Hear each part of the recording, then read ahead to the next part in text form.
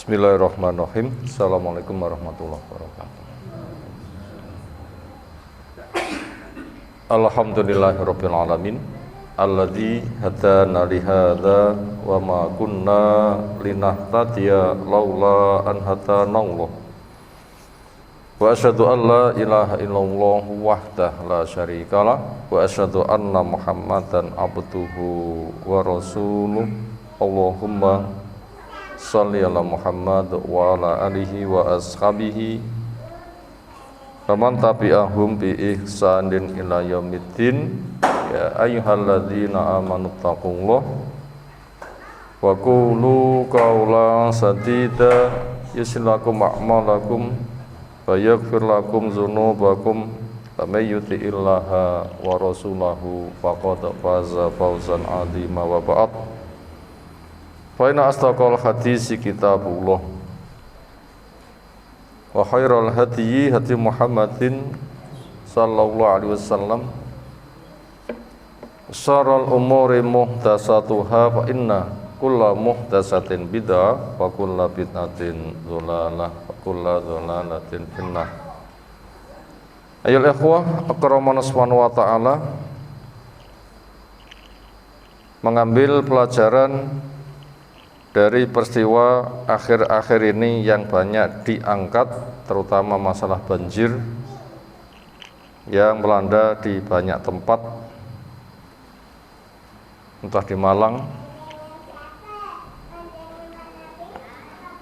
yang tren diangkat besar-besaran, di Sumatera, entah bagian barat maupun utara maupun Acehnya.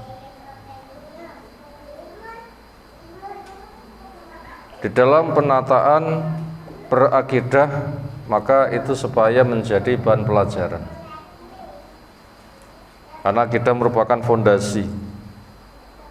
Langkah-langkah berikutnya bila akidahnya tidak mapan, beresiko, maka segala permasalahan dikembalikan bagaimana akidahnya dulu. Ketika keyakinan tentang Allah benar, Allah satu-satunya yang diibadai, cara Allah satu-satunya yang dipakai, rahmat Allah Ta'ala satu-satunya yang hendak digapai, makanya wajib menghamba dengan ikhlas mengikuti sunnah dan jauh dari pembatal amalan termasuk kesyirikan walaupun syirik kecil. Ini yang dibenahi pertama kali. Makanya ketika ada peristiwa kita katakan Rabbana ma khalaqta hadza batila. Ya Allah, tidak kau cipta ini semuanya punya nilai sia-sia. Artinya semuanya full manfaat. Manfaatnya apa? Pertama, menunjukkan kelemahan manusia. Dengan air saja wis geger, apalagi nanti dengan neraka. Apakah enggak lebih geger? Air yang punya kesan dingin, seger, itu saja sudah geger, banyak memakan korban, apalagi dengan nerakanya membakar. Itu pelajaran. Yang kedua, itu semuanya dipancing oleh dosa. Makanya supaya muhasabah, sadar dosa, lalu tobat. Karena musibah terjadi, itu dipancing oleh dosa. Zaharal fasadu fil barri wal bahri bima kasabat aydin nas. Petaka di daratan, di lautan, apa sebabnya? Dosa. Yang ketiga, peringatan mungkin manusia punya kerakusan. Alam itu seimbang. Rezeki itu cukup tanpa merusak alam. Sehingga apabila terjadi ketidakimbangan, itu ada petaka. Kendaraan rodanya dua, yang satu standar, yang satunya gembos, gak penak. Itu beresiko. Apalagi yang gembos ban belakang, yang itu kendaraan berat, tambah gak karuh-karuan. Artinya selagi manusia tidak rakus, persediaan alam itu cukup, keseimbangan terjaga, seolah kerusakan pun juga terkendali. Tapi apabila rakus, alam tidak seimbang, banai gembos sebelah, disitulah ada kehancuran. Itu juga termasuk pelajaran. Pelajaran berikutnya, identik di bulan Desember itu pesta syirik. Identik di bulan Desember pesta syirik. Kenapa pesta syirik di bulan Desember? Menyambut peringatan hari kelahiran Tuhan Anak. Petaka besar ini. Natal memperingati hari raya kelahiran anak Tuhan, karena Nabi Isa dianggap sebagai Tuhan anak, katanya lahir tanggal 25 Desember. Ini kan petaka besar, pesta syirik. Apalagi ada bahasa untuk mengadakan acara Natalan bersama. Kalau Natalan bersama dikerjakan oleh mereka yang punya kepentingan banyak sekte jadi satu, mungkin nggak masalah. Tapi bila yang dimaksud dengan bersama itu adalah antar agama, nah ini yang jadi masalah. Sudah tidak ngerti akidah, tidak ngerti tauhid, tidak ngerti syirik, sudah campur aduk hak dan batil. Ini kan hancur-hancuran. Momen itu kan diangkat bersama, makna yang mana? Ini butuh untuk dijelaskan. Apa semula sudah ada kejelekan, sekarang semakin jelek?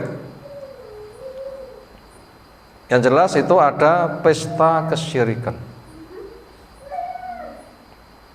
Makanya dengan musibah yang ada, mandeko. Karena saking gedene bahaya syirik belum datang, tapi itu berpotensi datang, maka sudah dihentikan duluan. Dihentikan duluan. Loh, itu kan di wilayah Islam, nggak ada kesyirikan. Siapa bilang? Di Timur Tengah niku kesane Islam napa kafir? Pana wong kafir wonten mboten? Wah, dedeng kote wong kafir ya Abu Jahal ya kokono lah ya. Firaun yo nek ngendi? Nah, Indonesia nggih. Abu Jahal wonten Indonesia nggih. Di Timur Tengah. Wilayah wahyu itu. Kalau di wilayah wahyu di masa Nabi saja dengkot kafir ada, di tempat yang lain itu besar. Memang Allah telah menjelaskan wa ma yu'minu aktsarum billah illa wahum musyrikun. Keh wong gak iman ning keh syirik, mereka musyrik banyak. Sumatera Barat berkesan Islam, ternyata yang menyambut dakwah sunnah 50% itu di kota, selebihnya kolot. Acara Syiah kuat, berbagai macam kesyirikan besar. Di mana lagi? Ya di tempat, di mana-mana itu sama. Apabila tauhid nggak ditegakkan, makanya dengan adanya musibah yang ada, sapa sing ngerancang maksiat mandeko. Kenapa? Saking gedene maksiat belum datang sudah ada bencana, tujuannya ngendeki. Mengingat permasalahannya itu berpotensi akan diulang. Mumpung kamu belum mengulang, kamu punya rencana mengulang, maka sudah diberikan penghalang. Apalagi ada kesan Bila berita itu benar, yang porak-poranda yang ada ternyata sing utuh enggak terjamah nopo masjid, betul kah? Mungkin namanya berita kita belum mengecek, bisa iya bisa enggak. Pengangkat berita masjid ternyata enggak terjemah, panggah utuh wae, itu niatnya apa, itu juga kita wajib untuk waspada. Nanti menggiring, mengkeramatkan masjid, ngalap berkah ke masjid, apa nanti akan yang ditargetkan nanti itu, atau memang betul-betul bukti maha kuasanya Allah, rumah Allah, Allah jaga supaya manusia melek, bentobat, kembali kepada Allah. Bila Nabi itu semisal mukjizat, itulah karomah, sesuatu yang dimuliakan supaya orang ngambil pelajaran. Nah, ini penting pelajaran seperti itu. Yang jelas kaum muslimin hukumnya haram berkaitan masalah Desember pesta syirik mengucapkan selamat Natal, selamat lahirnya Tuhan anak. Syirik besar. Allah menandaskan laqad kafara alladzina qalu innallaha tsalitsu salasah. Kafir, gitu Allah katakan. Siapa? Orang yang mengatakan Allah Tuhan yang ketiga dari Tuhan jumlahnya 3. Allah katakan kafir. Sementara kafir jenis itu kafir besar. Ya Allah jelaskan, innal ladzina kafaru min ahli kitab wal musyrikin fi nari jahannama khalidina fiha ulaika hum syarrul bariyah. Wong kafir siapa? Ahli kitab. Siapa itu? Yahudi Nasoro. Apa akidah Nasoro? Ada Tuhan anak. Allah katakan kafir. Jelas syirik besar. Ancamannya di neraka jahanam, kekal selamanya, makhluk yang paling huwelek. Fi nari jahannama khalidina fiha ulaika hum syarrul bariyah. Loh, ngeri. Makanya siapa yang mengambil pelajaran sehingga nanti akan menghentikan kesyirikan, musibah yang ada, menggiring mereka kepada keimanan, insya Allah nanti akan diganti lebih bagus. Musibah berdampak baik karena menggiring manusia bertauhid. Semisal umat Nabi Yunus ketika diomongi ra kena, tinggal pergi ketika siksa keledang-keledang datang. Ketika mereka bersimpuh tobat, siksa diangkat, diganti kebaikan, Nabi Yunus dipulangkan. Makmur, dunianya berdampak akhiratnya. Harapannya begitu. Ojo nganti dukanya di sana, apa Natalan kena musibah, resito Natalan, wah bahaya apalagi itu. Mestinya itu delik nih. Dan prinsip akidah Islam berkaitan masalah kesyirikan itu gamblang. Telah kita baca, minimal kita dengar surah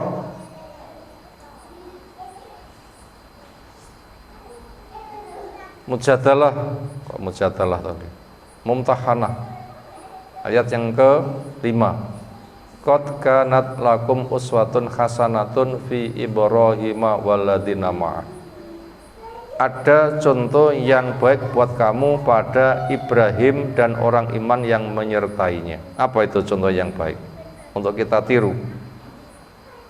Yaitu penjagaan akidah.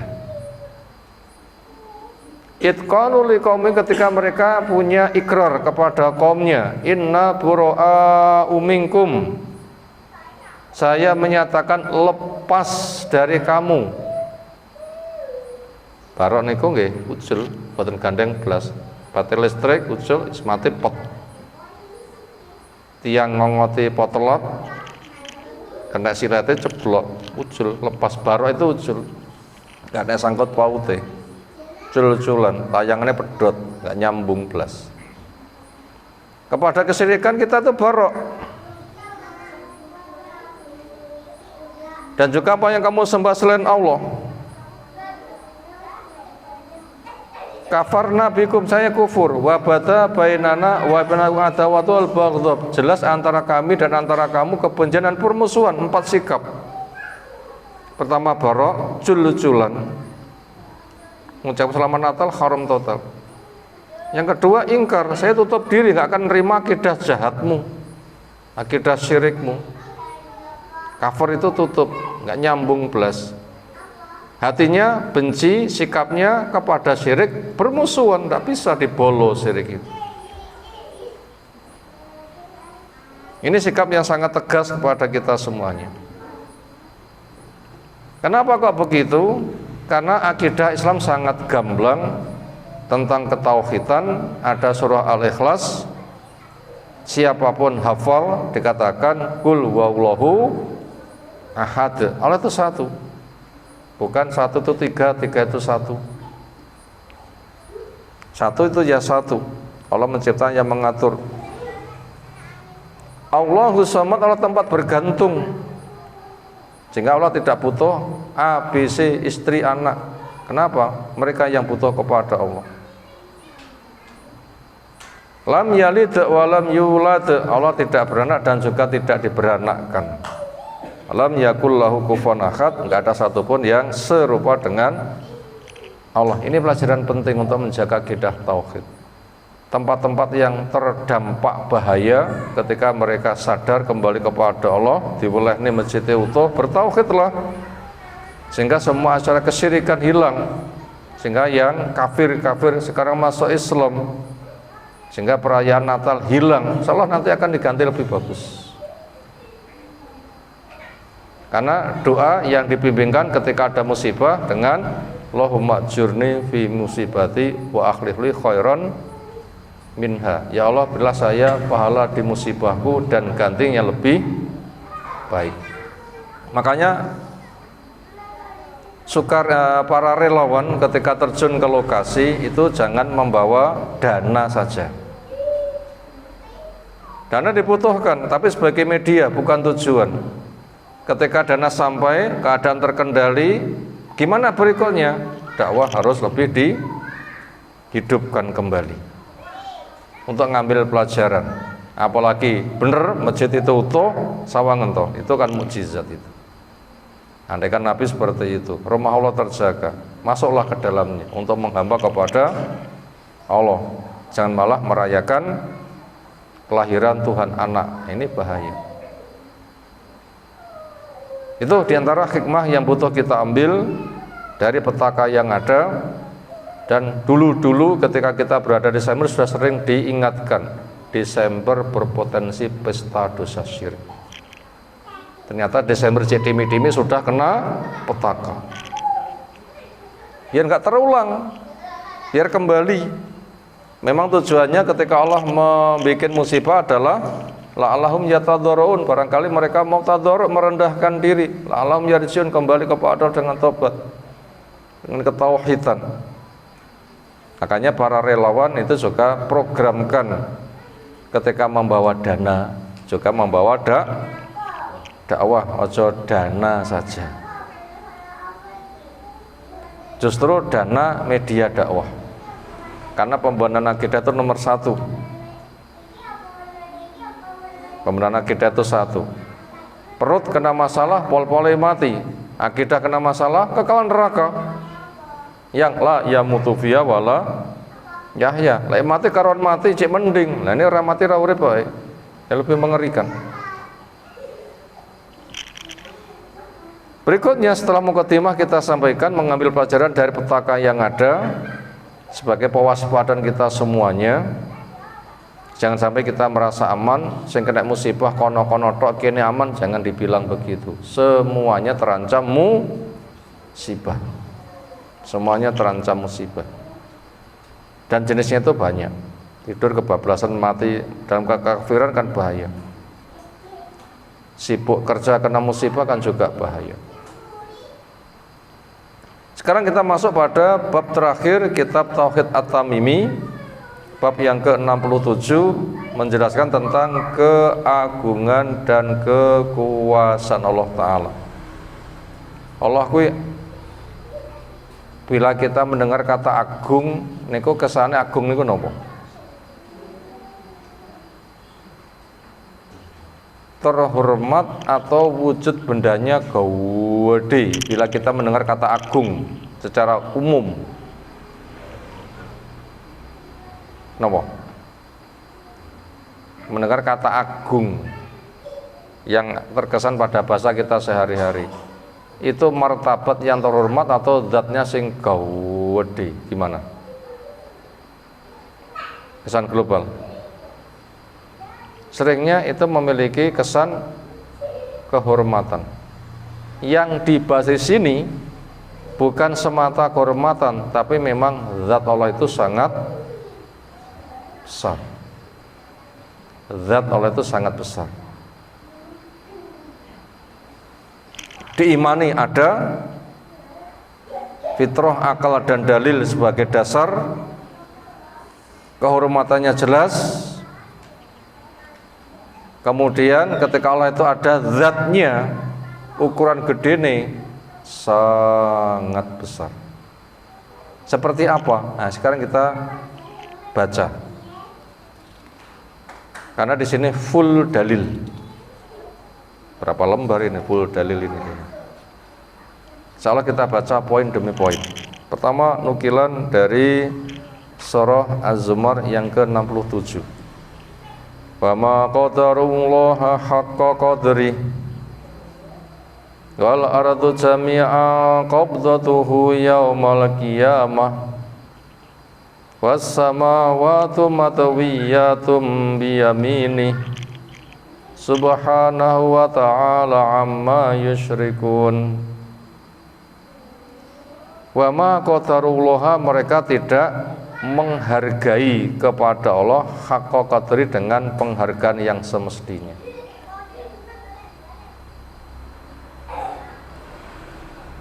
Wal ardu jami'an, bumi semuanya, qabdatuhu merupakan genggaman Allah, digenggam oleh Allah. Yaumal qiyamah, nanti di hari kiamat. Senengnya digenggam niku barang gede napa barang cilik? Kecil. Menggenggam berarti besar atau kecil? Besar. Namanya menggenggam paling ya sak puluhan gegem. Kalau gitu kecil. Dan Allah nanti akan menggenggam. Kalau saya tapi meyakini caranya kembalikan sesuai dengan keagungan Allah Ta'ala. Yang jelas pelajarannya adalah bumi itu kecil, Allah itu besar. Kenapa? Digegem. Sodako mau piro berasa gegem, kadang nama gede.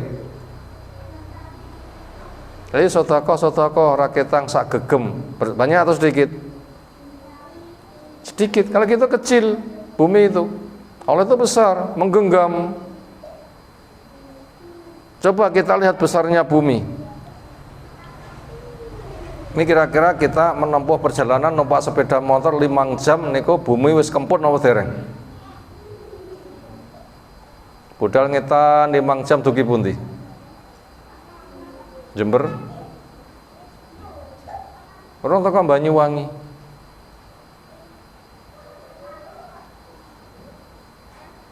Dari Aceh ujung sana sampai Banyuwangi berang jam.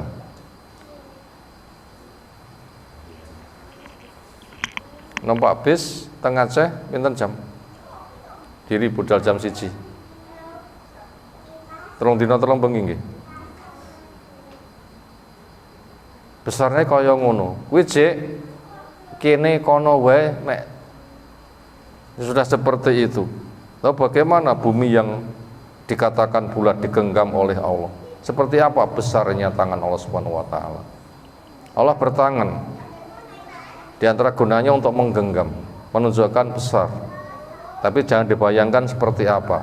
Tapi kita digiring untuk melihat keagungannya, gedene pol, supaya kita sadar, oh panaku kecilik. Wasamawatu matwiyatun biyaminih, langit yang 7 dilipat dengan tangan kanannya. Sing pantes dilipat niku langit napa kertas? Atas niki dilipat saged nggih. Langit pinten kebalik. Piye carane nglempit? Nanti akan kita baca hadisnya, selembar langit itu 500 tahun perjalanannya. Andai kan wong kuat melaku 500 tahun lagi selembar. Kok dilempit? Kertas saged dilempit. Nanti motormu tak lempit, napa maknane? Didol dadi duwe kan ngoten niku maknane, bukan montore dilempit, bukan. Lempit itu kelasnya kita itu adalah barang sing tipis-tipis, klambi dilempit, kertas dilempit. Langit kok dilempit? Seperti apa kalau gitu besarnya Allah Subhanahu wa taala. Sehingga pemahaman besar gedene tangan sama kandel kertas ketika mampu ngelempit berarti kertas itu tipis, tangan itu besar. Tangan Allah itu sebenarnya seperti apa? Mampu ngelempit langit. Subhanahu wa ta'ala amma yusyrikun. Makanya ketika orang itu melakukan kesyirikan waktu maha suci, Allah itu tidak ada tandingannya. Kenapa ditandingkan? Kudune Allah yang diibadai, kenapa nyembah yang lain? Apa tidak ngerti maha kuasanya Allah? Berikutnya Ibnu Mas'ud radhiyallahu anhu menuturkan, salah seorang pendeta Yahudi datang kepada Nabi SAW berkata, ya Muhammadu. Kalau kita memanggil Nabi kita dengan ya Muhammadu tidak boleh, tapi dengan ya Nabiullah, ya Rasulullah. Kenapa dia kok mengatakan begitu? Ya namanya Yahudi, orang kafir.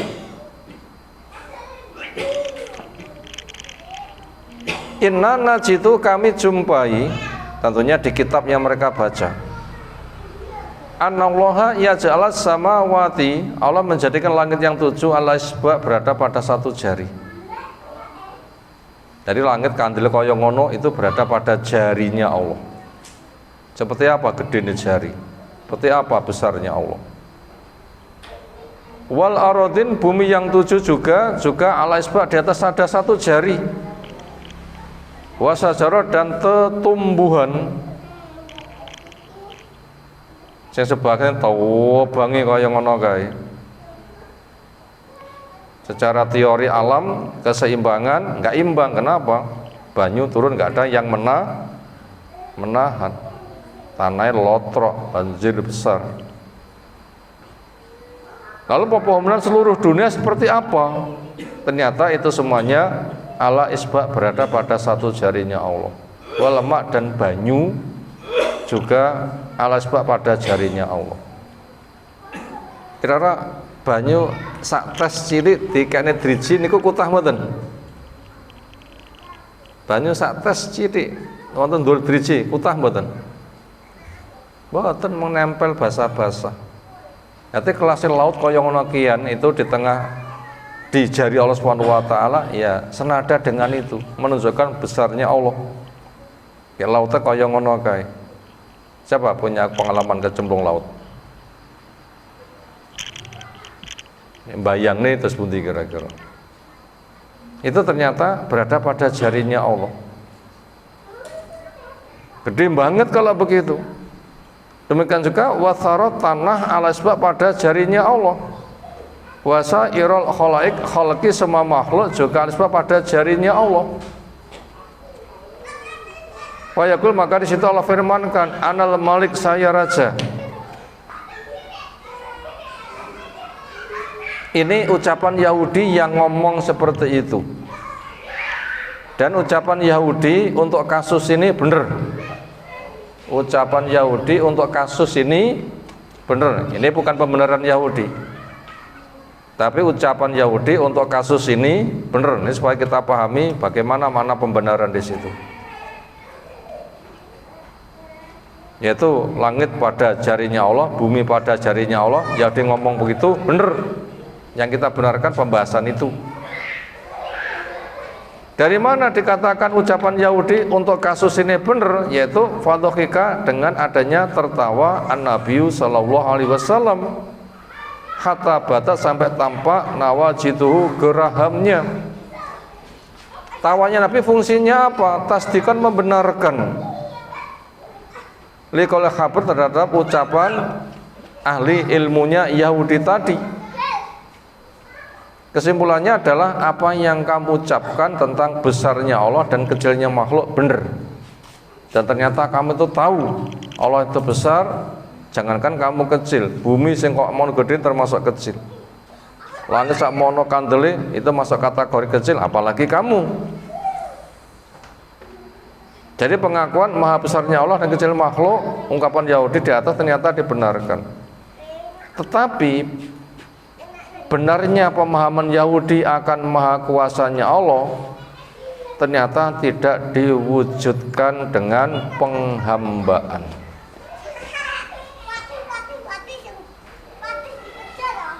Ngerti benernya agama Allah tapi tidak melaksanakan, itu Yahudi. Ngerti benarnya agama Allah tapi tidak melaksanakan, gaya Yahudi. Dan di masyarakat yang bergaya Yahudi banyak enggak? Ngerti hukum tapi enggak ditandangi, jenenge enggak ngregani. Ngerti adanya adzan enggak teko, banyak kan? Itu gaya Yahudi itu. Gaya, bukan kamu Yahudi, tapi gaya, sifat. Ngerti wajibnya jilbaban enggak gelem jilbaban, itu termasuk sifat Yahudi itu. Karena punya ilmu enggak dihargai. Banyak enggak? Banyak. Kita pun juga mungkin sangat banyak sekali hukum yang kita langgar. Kalau gitu sifat Yahudi itu ada pada diri semua orang. Apa? Dua ilmu enggak dilakoni. Karena memang karakter Yahudi itu adalah punya ilmu tapi enggak beramal, fasik, keluar dari ketaatan. Makanya kita perbanyak istighfar dan kita enggak bisa selamat. Walaupun ketika punya sifat itu otomatis jadi Yahudi, enggak juga. Tetapi sifat itu ada. Makanya sifat Yahudi itu tidak nempel pada orang Yahudi saja, umat Islam juga ada sing kecipratan gaya sifatnya wong Yahudi. Makanya kita berdoa, ihdinas siratal mustaqim, bimbing saya ke jalan yang lurus. Siratal ladzina an'amta 'alaihim, jalannya orang yang kau beri nikmat. Nabi, sidikin, syuhada, sholihin, seperti mereka. Ghairil maghdubi 'alaihim, bukan jalannya orang yang dimurka. Sinten orang dimurka? Yahudi. Siapa? Punya ilmu enggak diamalkan. Termasuk sholat sampai kudu mepet, gah mepet, itu juga sifat Yahudi itu. Kenapa? Ilmu enggak diamalkan. Walaupun enggak dikatakan kamu Yahudi, enggak, tapi sifat Yahudi kamu ambil. Apa? Ilmu enggak kamu amalkan. Itu sifat kefasikan. Banyak kan kalau gitu umat Islam sing kecipratan gayane kaya wong Yahudi, walaupun enggak dikatakan kamu jadi Yahudi, bukan begitu.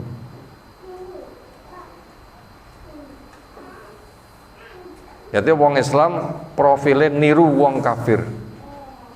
Makanya kita tidak boleh, ada perintah udkhulu fis-silmi kafatan. Siapa yang madani suatu kaum, dia nanti bisa kecipratan sesuai dengan kadarnya. Tidak banyak. Itu cukup sering yang seperti itu, mepet tegah. Ya kan memang sikile molonen itu enggak apa-apa lah nggih. Nah iki enggak molonen apa. Enggak molonen. Padahal mepet itu menutup setan supaya enggak nyelintut, enggak nyelinap, tapi gah. Alasannya, oh engko lek setane pengen mampir jamaah kebagian nggen. Wiyah. Coba sing gadah momen ngonten niku. Gadah napa? Gadah ucapan semisal itu. Nyapun dadak mepet-mepet kok jenenge liwat ra kebagian nggen ra sida jamaah.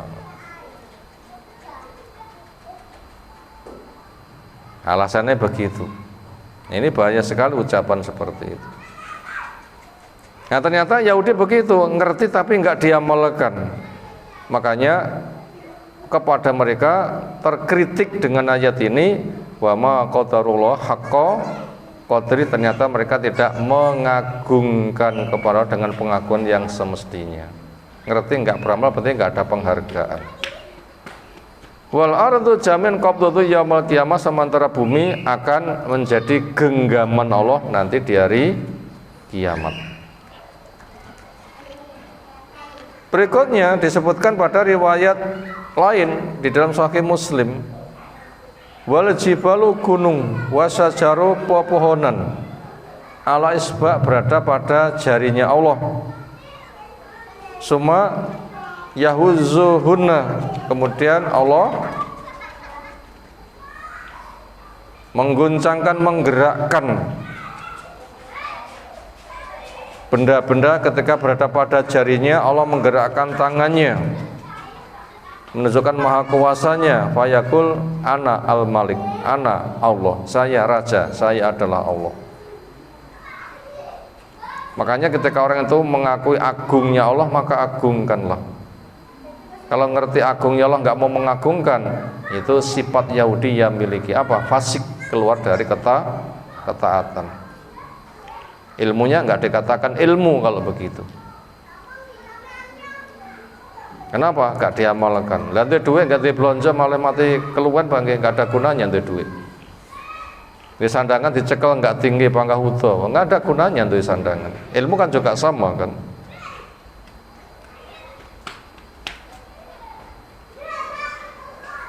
Dan disebutkan dalam riwayat lain, Imam Bukhari menjelaskan, ya ja'allahu samawati al-isba, Allah menjadikan langit yang 7 berada pada jari Allah, wal ma wa thara, air tanahnya, al-isba pada jarinya Allah, wa sairul khalqi, dan semua makhluk al-isba pada jarinya Allah. Akhrajahu, Imam Bukhari Muslim meriwayatkannya. Jadi kalau gitu alam raya yang luar biasa itu ternyata sangat kecil. Kenapa? Hanya berada pada jarinya Allah. Allah itu ternyata besar sekali. Itu semuanya pakai dalil, tugas akal memahami dalil. Ayat kayak begini, dalil kayak begini, ini tidak berfungsi di hadapan para filosofis. Karena mereka tidak bisa membuktikan tangan Allah seperti apa. Dicek gak ketok, dikatakan nggak ada. Sehingga dalil kayak begini, kata ahli filsafat, dikatakan sebagai igawane wong gendeng. Makanya Nabi dikatakan majnun, orang gila. Makanya kita nggak begitu, tapi kita bertemu dengan dalil ini sahih. Dan kita itu ternyata kecil dan lemah. Tugas kita mengimani. Berikutnya pada riwayat Imam Muslim, Ibnu Umar menuturkan akan Nabi SAW bersabda, yatwillahu samawati yaumal qiyamah, Allah melipat langit yang 7 dari kiamat. Suma ya'khudhuhunna biyadihi al-yumna, kemudian setelah dilempit Allah memegangnya dengan tangan kanan. Suma yaqul, kemudian Allah firmankan, anal malik, saya raja. Ainal jabbarun, mana diktator. Dan nyata Fir'aun yang ngomong ana rabbukum ma'ala, nggak berkutik, jangankan di depan Allah, menghadapi banyu saja dia tidak berkutik, lalu bagaimana di depan Allah? Ainal mutakabbir, siapa yang merasa dirinya besar, sombong, sehingga nggak mau terima kebenaran. Suma yatwil arodin, kemudian Allah melipat bumi asab'a yang jumlahnya juga 7. Mungkin kata akal, piye barang bunder kok dilempit. Nah itulah keterbatasan akal. Allah mengatakan melipat, sudah percaya. Seperti apa kita tidak tahu. Hikmahnya apa? Bumi itu kecil, Allah itu besar.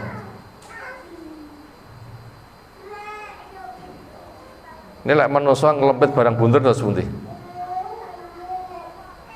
Lek manusia loh nggih, ngelempit barang bunder terus pundi? Biakar wis menganga tutuki dilempit. Lek manusia ngoten nggih. Gimana Allah? Kita tidak tahu. Sesuai keagungannya.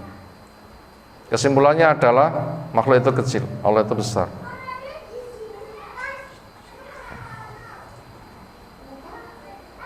Semua ya'khudhuhunna, kemudian Allah memegang pada buminya bisimil, dengan yang kiri.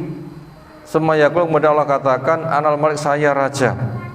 Aina jabun, mana para diktator. Aina al mutak, mana orang-orang yang merasa besar dan sombong. Itu semuanya menggiring kepada kita tunduk kepada Allah. Kemudian Ibnu Abbas juga menuturkan, mas sama watu sabu tidaklah langit yang 7, wal aradun tidak juga bumi yang 7, as-sab'u fi kafir rahman ketika berada di telapak tangannya Allah zat yang marahman, illa kecuali kakhor dzalin seperti biji sawi fi yadi ahadikum di tangan seseorang dari kamu. Biji sawi niku cilik napa gede? Jadi bumi di jari Allah itu bagaikan biji sawi di tangan kita. Gede kan tangan kita? Kecil kan biji sawi? Ya gitulah bumi sang gede itu kelasnya biji sawi di tangan Allah Subhanahu wa ta'ala. Seperti apa kita tidak tahu, tidak boleh membayangkan, nggak boleh membagaimanakan, tetapi memahami lalu mengambil pelajaran besarnya Allah, kecilnya makhluk. Ibnu Jarir juga berkata, Yunus menuturkan padaku dari Ibnu Wahab, dari Ibnu Zakat, dari bapaknya Zaid bin Aslam, Ibnu Zaid, ia menuturkan Nabi SAW bersabda, mas sama watu sabu tidaklah langit yang 7 fil kursi dibanding luasnya kursi, illa ka darahima sabatin seperti kepingan dirham yang 7 ulqiyat fitursin yang diletakkan di tameng. Gedene uang logam niku pinten?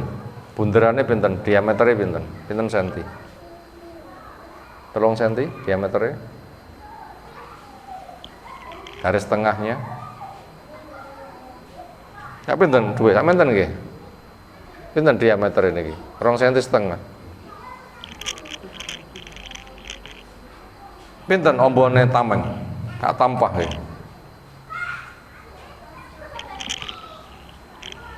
Ya begitulah kecilnya makhluk, agungnya Allah Subhanahu wa ta'ala.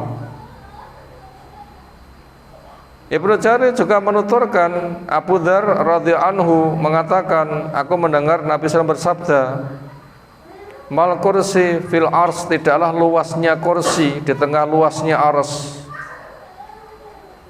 illa ka halaqatin, kecuali seperti satu lingkaran, min hadid, dari besi,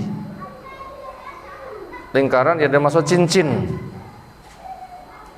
ulqiyat baina dhuhrai falatin, yang dibuang di tengah-tengah gurun pasir, minal ardi, dari bumi. Jadi luasnya kursi dibanding luasnya aras. Aras itu bila digambarkan padang pasir, kursi itu kelasnya hanya lingkaran cincin.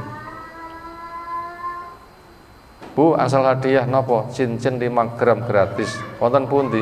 Nek padang pasir golek ono dewi. Terus pundi kira-kira? Biayanya teras pinter. Timbang ono karuan nggih borong tokone pisan. Ini menunjukkan kan kecil sekali. Kecil sekali makhluk itu. Kecil sekali makhluk. Itu maha besarnya Allah Subhanahu wa ta'ala. Diriwayatkan juga dari Ibnu Mas'ud, ia menuturkan, baina samai dunia, antara langit dunia, walati tali, dan juga langit berikutnya, khamsu mi'ati amin, perjalanan 500 tahun. Namun kita sampai pinten? 70 abot kabeh awake ngoten nggih. Kas mulai kasak ketok napa? Sareng mangsa sepuh ngoten nggih. Kadang 50-an mawon pun kathah sing sambat. Suwidak iso tambah, 70 iso tambah, 80 malah tambah. Kenapa? Ya memang ngono kuwi, siapa yang dipanjangkan umurnya malah dikurang-kurangi, bukan ditambah-tambahi. Suda pendengarane, suda penglihatane, suda tenagane, suda gigine, giginya tinggal 2, atas bawah. Nah, itu 500 tahun itu seperti apa? Wabena kuli samain, dan antara setiap langit, wasama dan langit yang lain, itu khamsumi'ati amin juga perjalanan 500 tahun. Bapaknya sampai sabiah atau langit yang 7 wal kursi, langit ke arsy, ke kursi. Jadi langit yang 7 sana ketika naik lagi di atas sana itu ada kursi, itu juga jaraknya 500 tahun. Wabal kursi walema, di atas kursi di atas itu ada lautan,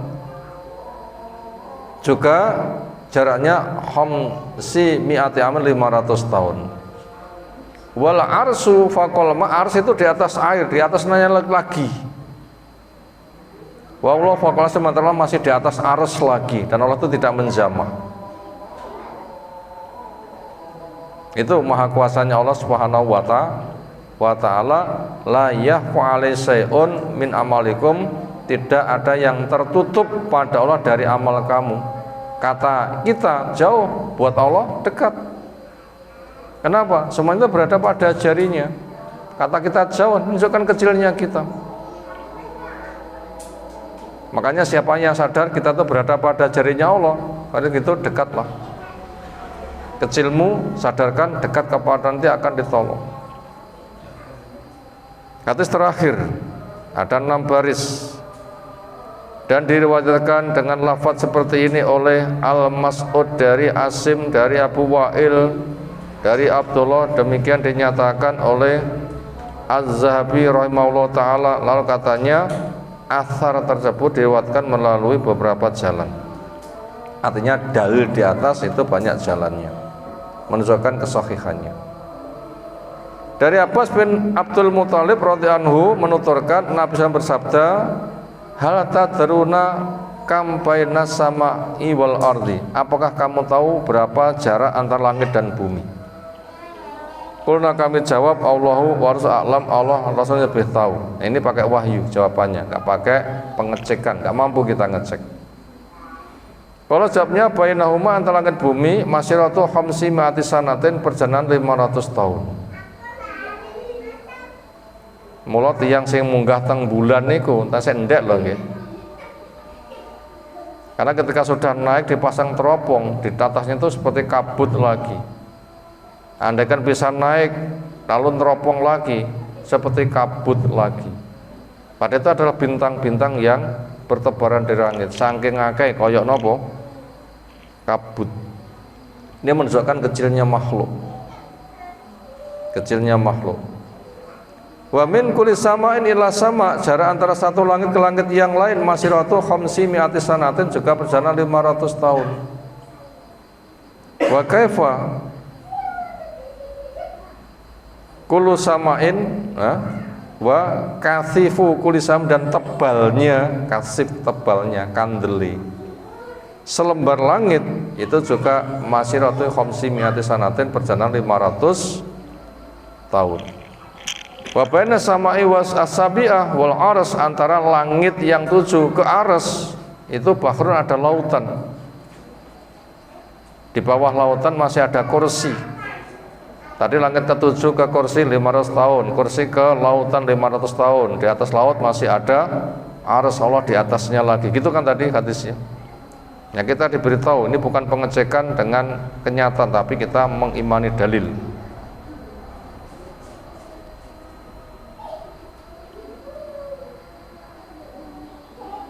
Baina asfalihi wa Allahu lima baina samai wal arodin, antara paling bawahnya dan paling tingginya kama, sebagaimana baina sama wal ardi wal arodin wal ardi, antara langit dan bumi.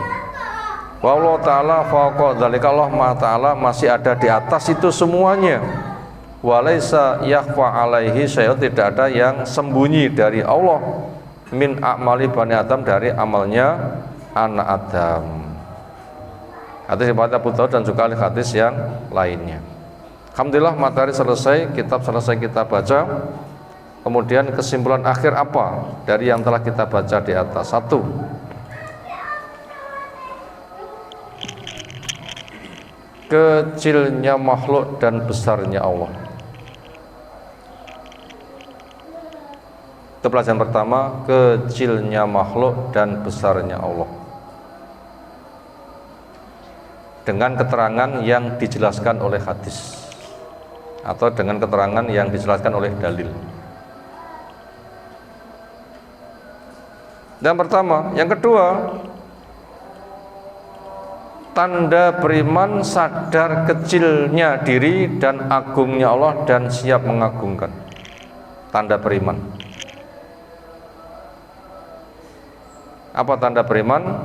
Sadar kecilnya diri dan agungnya Allah dan terpanggil mengagungkan. Itu tanda iman.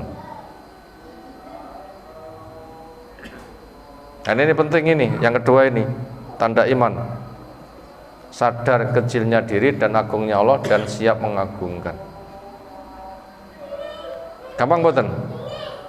Gadah kesadaran bakna aku cilik ya, Allah ku gede ya, kemudian terpanggil mengagungkan. Gampang mboten? Angel, hambar nggih. Yahudi begitu, sadar dirinya kecil, sadar Allah itu agung, tapi nggak mau mengagungkan. Kan hilang kan iman kalau begitu. Ibaratnya legi rasa ngrasane legi, napa niku jenenge? Ilate mati. Legi rasa ngrasane legi, ilate mati. Berarti bisa jadi iman kita itu mati. Sadar kita itu kecil, sadar Allah itu besar, tapi kita nggak mengagungkan, sehingga maksiat biasa.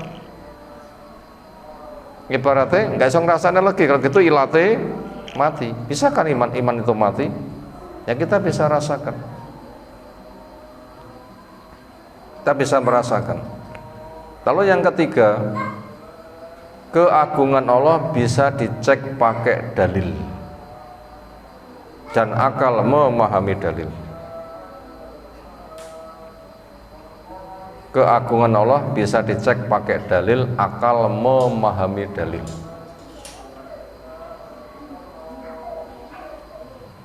Itu tiga rangkuman yang telah kita sampaikan berkaitan akan maha agungnya Allah Subhanahu wa ta'ala. Disinilah menjadi bahan muhasabah buat kita. Ketika kita tuh sadar kecil, Allah itu besar, ternyata kok kurang ada greget untuk mengagungkan. Ini apa permasalahannya? Disitulah kita wajib untuk banyak muhasabah. Apa itu masalahnya? Ya banyak dosa-dosa yang diperbuat sehingga menutupi kepada hati. Demikian yang kita sampaikan. Semoga Allah Subhanahu wa ta'ala membuka keimanan, menghidupkan iman kita di tengah pengetahuan kita ada keterpanggilan mengagungkan Allah dengan ketaatan, dengan penuh harap. Dengan begitu nanti terjaga sehingga kita nanti akan mendapatkan penghargaan di sisi Allah Subhanahu wa ta'ala. Demikian, subhanakallahumma bihamdika asyhadu an la ilaha illa anta astaghfiruka wa atubu ilaik. Assalamualaikum warahmatullahi wabarakatuh.